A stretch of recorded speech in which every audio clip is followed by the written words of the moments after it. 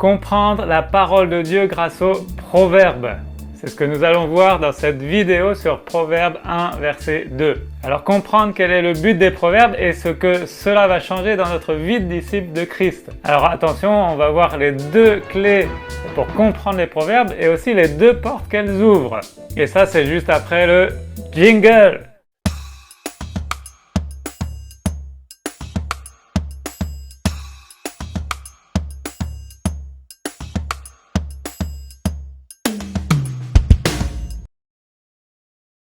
Hello, ici Franck, bienvenue sur la chaîne chrétien.online dans un nouvel épisode de Coaching VIP, le coaching de vie inspiré par les proverbes. Alors vous êtes au bon endroit pour ancrer, enraciner et développer votre vie de disciple de Jésus-Christ. Alors si vous êtes nouveau ici, songez à vous abonner, parce que je suis sûr que vous voulez surtout pas rater les autres vidéos. Alors je suis pasteur et créateur du blog et de la chaîne YouTube chrétien.online sur lesquels je vous aide à affermir les fondations de votre foi et développer votre vie de disciple dans les 8 domaines de vie. Alors à la fin de cette vidéo, vous aurez donc deux clés stratégiques pour comprendre la parole de Dieu et notamment les proverbes. Et ces deux clés, elles ouvrent deux portes qui vont nous permettre d'entrer dans de nouveaux progrès pour notre vie de disciple de Christ. Alors on marche ensemble de progrès en progrès, de gloire en gloire. Alors restez bien jusqu'à la fin parce que je vais vous offrir un cadeau qui lui aussi va vous donner la clé pour comprendre la Bible, comprendre la parole de Dieu. Alors avant d'attaquer, dites-moi dans les commentaires quelles sont selon vous les deux clés pour comprendre la parole de Dieu selon vous, si vous voulez jouer aux devinettes. Sinon vous attendez à la fin de la vidéo pour me dire ce que vous avez appris au sujet de ces deux clés et partager votre expérience. C'est toujours intéressant de partager et ça peut aider les autres aussi. Alors allons-y sans plus tarder. Proverbe chapitre 1 verset 2 dit « Pour connaître la sagesse et l'instruction, pour comprendre les paroles de l'intelligence ». Donc quelles sont ces deux clés? Avant de voir les deux portes qu'elles ouvrent, les deux clés c'est connaître et comprendre. Donc c'est ici le but des proverbes. Nous donner de la connaissance et de la compréhension. Et dans la version Summer, les mots employés sont enseigner et comprendre. Ils ont pour but, ces proverbes, d'enseigner aux hommes la sagesse et de les former pour qu'ils comprennent les paroles prononcées avec intelligence. Alors la première clé, c'est de connaître. Donc nous enseigner. Enseigner quoi? Connaître qui? Entre autres, c'est connaître la vérité. Donc nous enseigner la vérité sur nous-mêmes, notre condition. La Bible nous dit « Vous connaîtrez la vérité et la vérité vous affranchira ». Affranchira du péché, notamment Jean chapitre 8 verset 32. La vérité aussi sur Dieu et son Fils. Or, la vie éternelle, c'est qu'ils te connaissent, toi le seul vrai Dieu, et celui que tu as envoyé, Jésus-Christ. C'est dans Jean chapitre 17 verset 3. Vérité aussi sur notre monde actuel, son fonctionnement, son avenir. La Bible dit que le monde passe et ça convoitise aussi, mais celui qui fait la volonté de Dieu demeure éternellement. Jean 2 verset 17.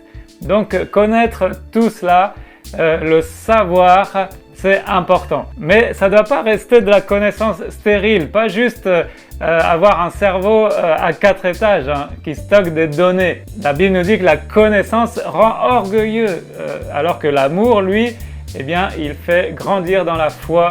Ça nous est dit dans 1 Corinthiens 8, verset 1. Donc il faut que cette connaissance descende de 20 cm et passe de la tête au cœur. 20 cm entre la tête et le cœur. Ce qui nous amène à notre deuxième clé, avant de voir quelle porte cela va nous ouvrir. Alors la deuxième clé, c'est comprendre. Donc comprendre pour nous former, qu'il y ait des prises de conscience qui s'opèrent en nous. Donc comprendre quoi? Les mécanismes spirituels, les lois qui régissent le royaume de Dieu, les principes pour y entrer, comprendre la justice et l'amour de Dieu, comprendre l'œuvre de la croix, le salut et la grâce de Dieu. Et tout cela évidemment manifesté et révélé en Jésus-Christ. Donc aussi comprendre la volonté de Dieu, dans Éphésiens 3, 18, que vous puissiez comprendre avec tous les saints quelle est la la largeur, la longueur, la profondeur et la hauteur de l'amour de Dieu. Et donc former en nous la volonté de Dieu, former en nous sa pensée, former en nous le caractère de Jésus, former en nous la nature nouvelle d'un enfant de Dieu. Ne vous conformez pas au siècle présent, mais soyez transformés par le renouvellement de l'intelligence afin que vous discerniez quelle est la volonté de Dieu, ce qui est bon, agréable et parfait. Alors maintenant, on a deux clés, connaître et comprendre. Et ça nous ouvre quoi comme porte? Eh bien, ça nous ouvre les portes de la sagesse et de l'intelligence. Alors la sagesse, c'est quoi? Eh bien, c'est savoir quelle attitude adopter, quelles que soient les circonstances. C'est l'habileté, c'est l'adresse, c'est donc savoir comment se comporter. Connaître seulement, c'est du savoir, mais avec la sagesse, on est dans le savoir-être et le savoir-faire. Et la deuxième porte, connaître l'intelligence. L'intelligence, c'est la compréhension d'un domaine. Ce n'est pas le QI, le quotient intellectuel, mais c'est la connaissance d'un domaine. On peut noter différentes formes d'intelligence, l'intelligence linguistique, l'intelligence logico-mathématique, l'intelligence intrapersonnelle, donc se connaître soi, ses fonctionnements, l'intelligence interpersonnelle, les relations entre les personnes, l'intelligence visuo-spatiale, l'intelligence kinesthétique, donc c'est l'intelligence du mouvement, donc c'est les sportifs et tout ça, l'intelligence musicale, l'intelligence naturaliste, voilà. Et puis il y en a une évidemment qui est souvent oubliée, c'est l'intelligence spirituelle, c'est la compréhension des choses de Dieu.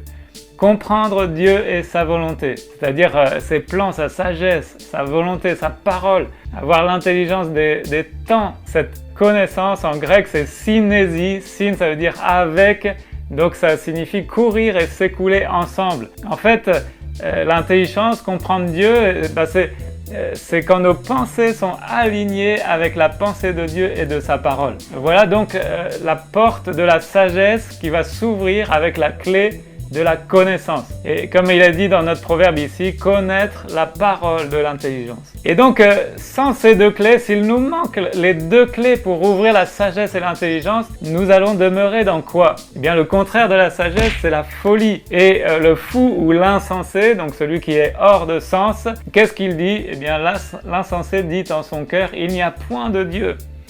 Ils se sont corrompus, ils ont commis iniquité, des iniquités abominables, il n'en est aucun qui fasse le bien, nous dit le psaume 53 verset 2.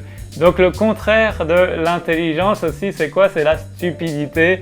Et là encore, l'homme stupide n'y connaît rien et l'insensé n'y prend point garde aux œuvres de Dieu, dans le psaume 92 verset 7. Alors, nous ensemble ici dans la famille des disciples du Seigneur, bien, je pense que vous ne voulez pas ressembler à un fou, vous n'êtes pas ou plus quelqu'un de stupide, n'est-ce pas? Donc, alors, nous, on avance ensemble dans ce sens. Donc maintenant, pour que les clés fonctionnent, maintenant qu'on a vu les deux clés qui ouvrent les deux portes, il y a un dernier élément que nous n'avons pas évoqué dans ce verset. Vous savez que pour qu'une clé ouvre la bonne porte, il faut quoi? Eh bien, il faut qu'elle ait la bonne forme adaptée à la serrure. Et ici, la forme de la clé, eh bien, c'est d'avoir la bonne connaissance, d'avoir la bonne compréhension. Et c'est pourquoi il faut que le profil de la clé ait la bonne forme.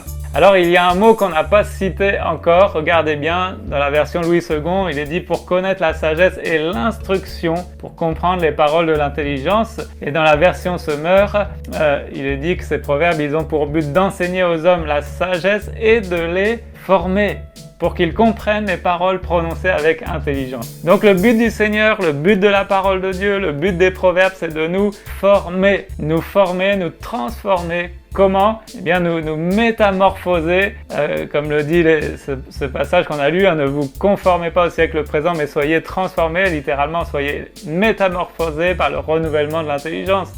L'apôtre Paul, en bonne figure paternelle, dit « Mes enfants, pour qui j'éprouve de nouveau les douleurs de l'enfantement, jusqu'à ce que Christ soit formé en vous. Donc le mot utilisé ici en hébreu signifie pour former, c'est le mot correction. Dans le but de nous améliorer, le mot discipline, avertir, remontrance, dans le sens de remontrer, montrer à nouveau, instruire, enseigner. Voilà comment Dieu veut nous former. La Bible nous dit que toute l'écriture est inspirée de Dieu et utile pour enseigner, convaincre, corriger, instruire dans la justice afin que l'homme de Dieu soit accompli et propre à toute bonne œuvre. Dans 2 Timothée 3, versets 16 et 17. Alors maintenant qu'on a vu quoi? Les deux clés, connaître et comprendre, les deux portes, la sagesse et l'intelligence, la forme de la clé, Christ formé en nous, eh bien je vous propose un mini questionnaire. Quand vous lisez la parole de Dieu et les proverbes en particulier, eh bien posez-vous les questions. Qu'est-ce que tu veux m'enseigner, Seigneur? Que veux-tu m'apprendre? Qu'est-ce que je dois connaître et comprendre? Et surtout, qu'est-ce que tu veux former en moi? Donc listez 3 à 10 choses que ce proverbe vous apprend, 3 à 10 choses que Dieu voudrait former en vous. Alors je vous offre un e-book gratuit que j'ai réédité en PDF puisque le livre n'est plus édité, qui s'appelle Le Christ dans toutes les Écritures. Donc c'est un vieux livre de Alice Mary Hodgkin qui a totalement changé ma façon de comprendre la Bible. Vous trouverez le lien dans la description juste en dessous de la vidéo, c'est gratuit. Et vous allez voir ici encore une clé, la clé pour comprendre toutes les Écritures, le fil rouge qui permet de comprendre toute l'écriture, c'est Jésus qui est ce fil rouge, Jésus, donc le Christ dans toutes les Écritures. Donc en complément, si vous avez aimé cette vidéo, je vous invite à aller voir la première vidéo de la série Coaching VIP. Et puis abonnez-vous en pulvérisant la petite cloche si ce n'est pas encore fait. Laissez un pouce bleu, mettez des cœurs, mettez des likes, je prends tout ce que vous voulez, je prends tout. Et si vous n'avez pas aimé, dites-le aussi. Du moment que c'est constructif, vous pouvez mettre des commentaires, ça m'aidera à avancer. Voilà, un petit commentaire, ça fait toujours plaisir. Donc, partagez cette vidéo avec vos amis. N'oubliez pas, la famille des disciples, on avance ensemble de progrès en progrès. On grandit de gloire en gloire et à chaque jour suffit la grâce de notre Dieu. Ciao, bye!